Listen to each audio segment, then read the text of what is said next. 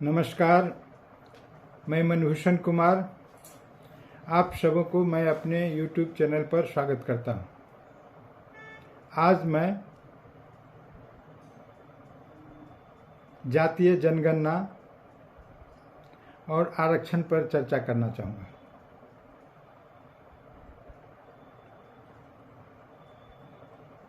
बिहार में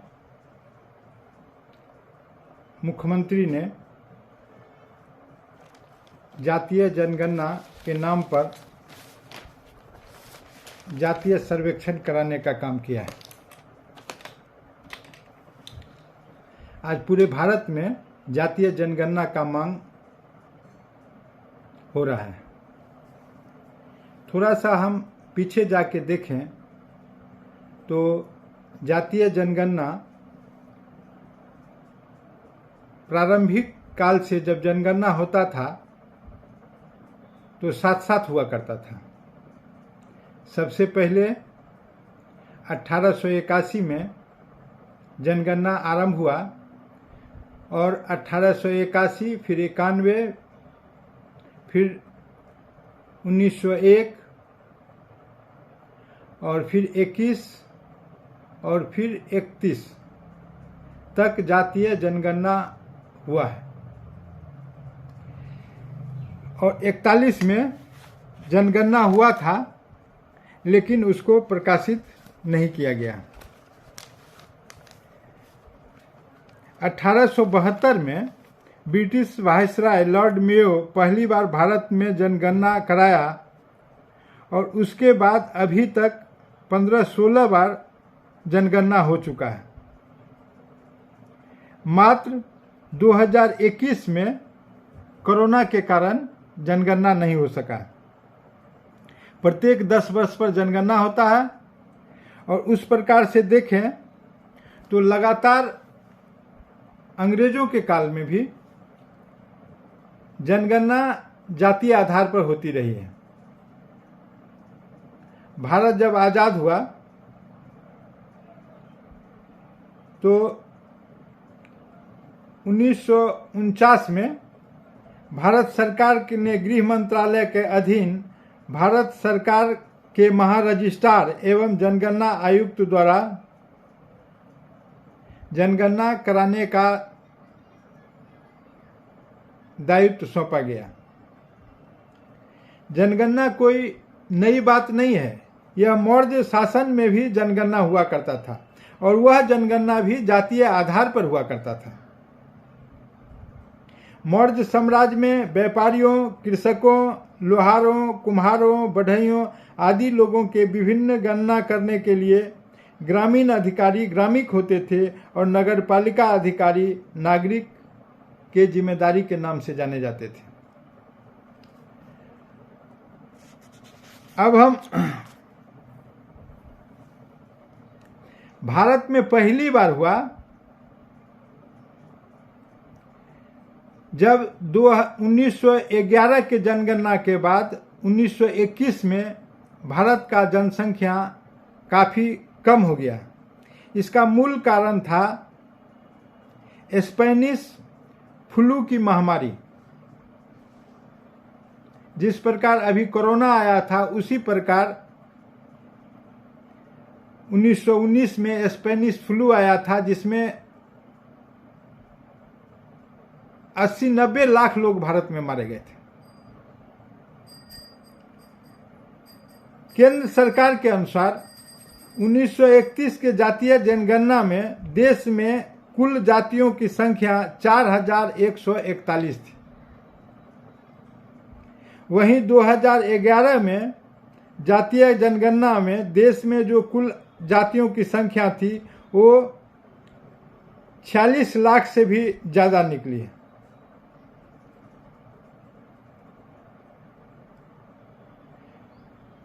जातीय जनगणना पूर्व में भी राज्य सरकार द्वारा कराया जाता रहा है। कर्नाटक में राज्य सरकार ने 2014 में जो कांग्रेस का सरकार था जातीय जनगणना कराया, लेकिन फिर वो अपने स्तर से पब्लिश करने की हिम्मत नहीं जुटा सके। चूंकि जातीय जनगणना जो राजनीतिक बिंदु बना दिया जाता है और उसका परिणाम पर जब चिंता किया जाता है तो वह बड़ा ही भयावह निकलता है। फिर तेलंगाना सरकार ने भी जातीय जनगणना कराया है, लेकिन वह भी पब्लिश नहीं हो सका। फिर उड़ीसा सरकार ने भी जातीय जनगणना कराया है, तो वह भी पब्लिश नहीं हो सका। ये सभी जातीय जनगणना जातीय सर्वेक्षण के रूप में कराए गए हैं।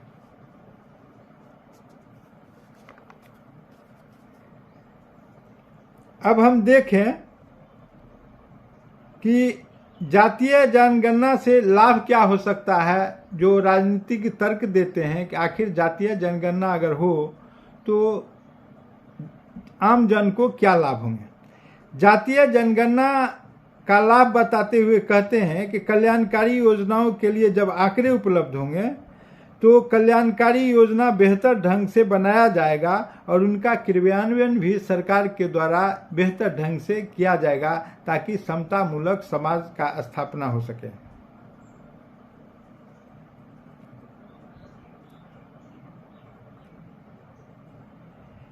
ये तथ्य सामने आएंगे कि किसकी कितनी संख्या है और समाज में संसाधनों में किसकी कितनी भागीदारी है। जातीय जनगणना से जो आंकड़े आएंगे उससे देश भर में नया आरक्षण का मांग भी आरंभ हो जाएगा। यह जातीय जनगणना का मूल उद्देश्य है। अब हम देखें कि भारत सरकार ने आरक्षण के लिए 1953 में काका कालेलकर की अध्यक्षता में एक आयोग को गठित किया था और काका कालेलकर पिछड़ा आयोग के अध्यक्ष बने थे और काका कालेलकर आयोग ने 1955 में भारत सरकार को अपनी प्रतिवेदन अनुशंसा के साथ दे दिया था। रिपोर्ट में पिछड़ा आयोग ने कहा था कि पिछड़ी जाति की घोषित संख्या 2399 है और इन्हें सामाजिक और शैक्षणिक रूप से पिछड़े वर्गों के रूप में चिन्हित किया गया है। आयोग ने अपने प्रस्ताव में यह कहा था कि 25% का आरक्षण प्रथम श्रेणी में पिछड़े वर्ग को दिया जाए और 35.5% का आरक्षण द्वितीय श्रेणी के सेवा में दिया जाए और 40% का आरक्षण चतुर्थ वर्ग के श्रेणी के सेवा में पिछड़ी जाति को दिया जाए। गृह मंत्री ने इस पर वक्तव्य देते हुए, उस समय के गृह मंत्री के.सी. वल्लभ पंत थे,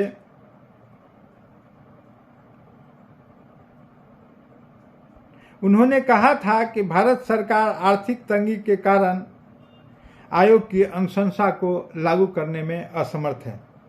इसके बाद मामला न्यायालय में गया था। न्यायालय ने कहा कि जाति के आधार पर आरक्षण ठीक बात नहीं है। सरकार ने यह भी बताया कि अगर चाहें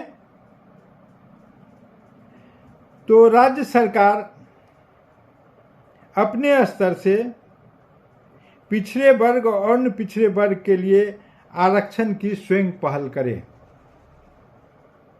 इस प्रकार ये कहते हुए केंद्र सरकार ने अपनी जिम्मेदारी को राज्य सरकार की तरफ खिसका दिया। इसके बाद बिहार के उस समय के 1971 में तत्कालीन मुख्यमंत्री भोला पासवान शास्त्री ने, जो कि कांग्रेस पार्टी के मुख्यमंत्री थे, बिहार सरकार के मुख्यमंत्री थे, एक आयोग का गठन किया। वो था मुंगेरी लाल आयोग। मुंगेरी लाल के अध्यक्षता में 7 सदस्यीय आयोग का गठित किया गया, जिसको यह जिम्मेदारी दिया गया था कि पिछड़ी जाति के लिए क्या हो सकता है उसकी वह अनुशंसा करे। और उसी के अनुशंसा को आधार बनाते हुए जब जनता पार्टी की सरकार 1977 में आई, तब 1978 में उस समय के मुख्यमंत्री कर्पूरी ठाकुर ने 26% आरक्षण का बिहार में प्रावधान किया था, जिसमें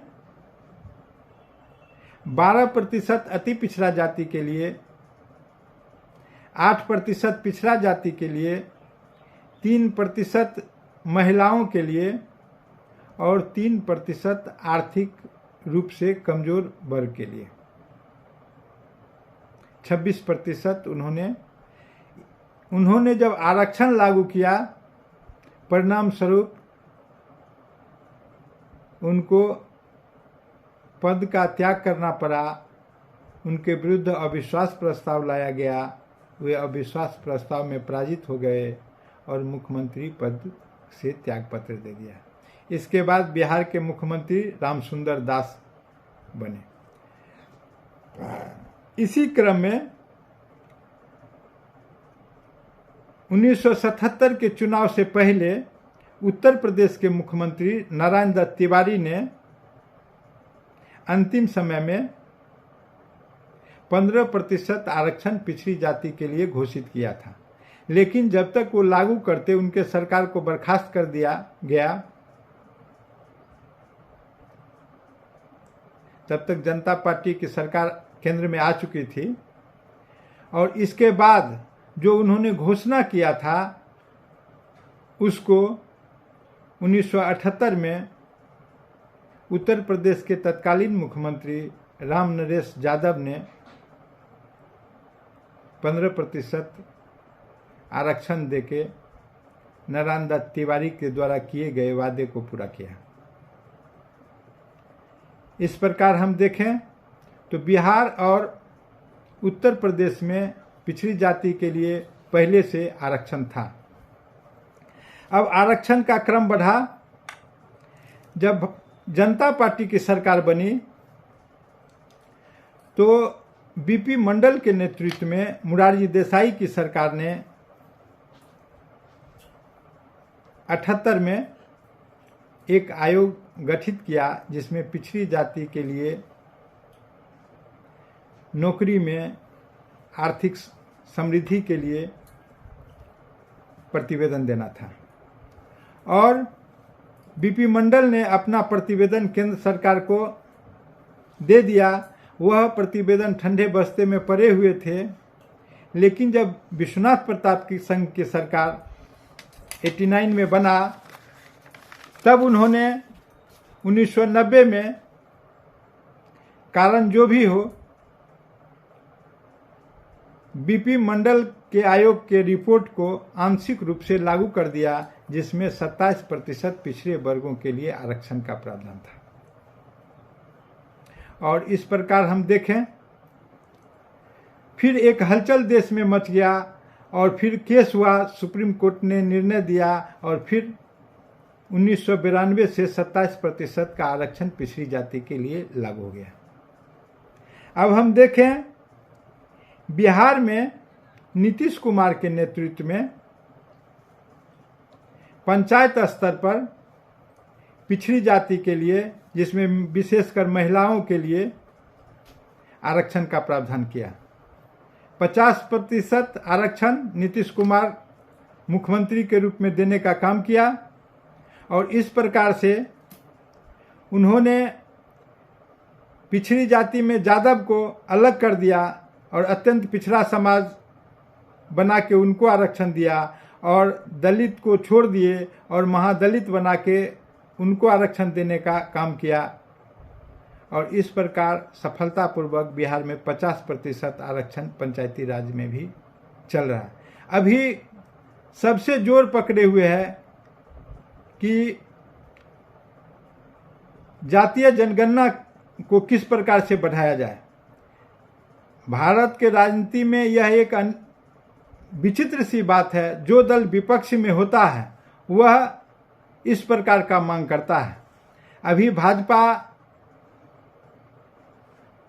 पूरे मन से तैयार नहीं है, लेकिन जब भाजपा 2011 में प्रतिपक्ष में थे तो इनके उपनेता गोपीनाथ मुंडे ने लोकसभा में मांग किया था कि जातीय आधार पर जनगणना होनी चाहिए, और उस समय एक सर्वेक्षण भी कराया गया था ग्रामीण विकास विभाग के द्वारा जातीय आधार पर, लेकिन वह भी प्रकाशित नहीं हो सका।